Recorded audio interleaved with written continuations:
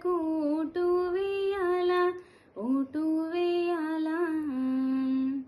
5 ఏళ్లకు ఒకటేసారి అందిన ఓటస్త్రాన్ని సంధించాలా, ఓటు వేయాలా, ఓటు వేయాలా.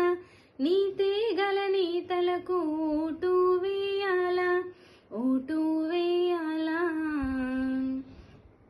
5 ఏళ్ల నీ భవితను శాసించిన ఓటు, విలువైన ఓటుకు ఆశించకు నోటు, అది నీకే చేటు.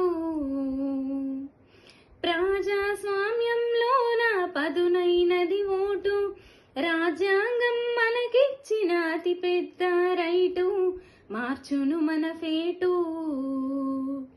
ఓటు వేయాలి.